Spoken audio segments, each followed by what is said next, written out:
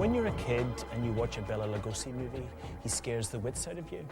When you get older and you look again at the pictures, especially the ones after about 1940, you laugh at how starchy they are, how cliched the plots, how hammy the acting.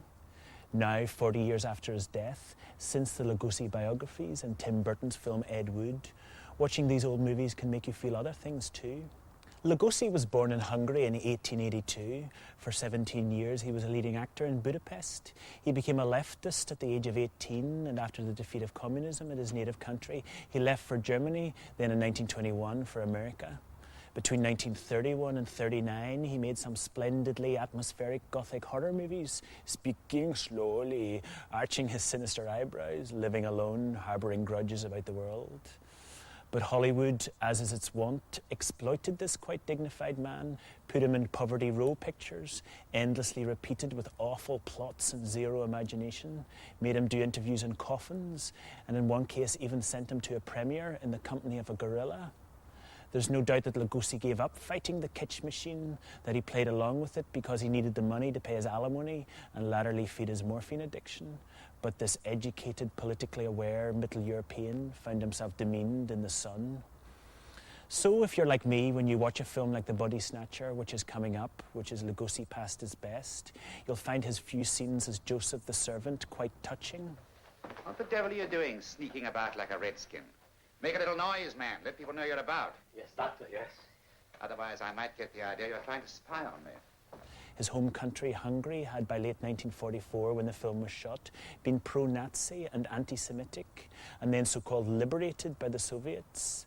The historyless Californian sun where Lugosi lived must have seemed a world away from the rape of his homeland.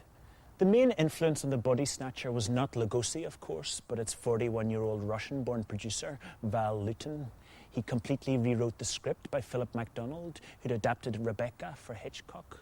The inspiration was Robert Louis Stevenson's short story about Dr. Knox and his body snatcher. Lewton, who is called Carlos Keith in the film's screenplay credit, was a wordy man. He'd written 18 books, including novels, poetry and pornography, and this is the most talkative and philosophical of the great cycle of horror pictures produced by him at RKO. The film treats the clash between good and evil in Gothic style. What's also strong in Lewton's script is the class conflict between Boris Karloff's chip-in-his-shoulder body snatcher and Henry Daniels' gentleman doctor.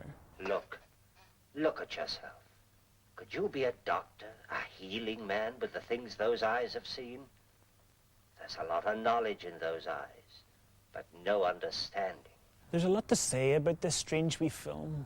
Its ending is beautiful, stormy and pitch black. Its sometimes gorgeous visual design is by Walter Kaler, who did Hitchcock's Notorious and Orson Welles' Magnificent Ambersons. The lead actor, Henry Daniel, was in Camille with Garbo, The Philadelphia Story, Jane Eyre, Wilder's Witness for the Prosecution, and My Fair Lady. And the film's portrait of Edinburgh, this very city, is a fascinating mix of angels and devils.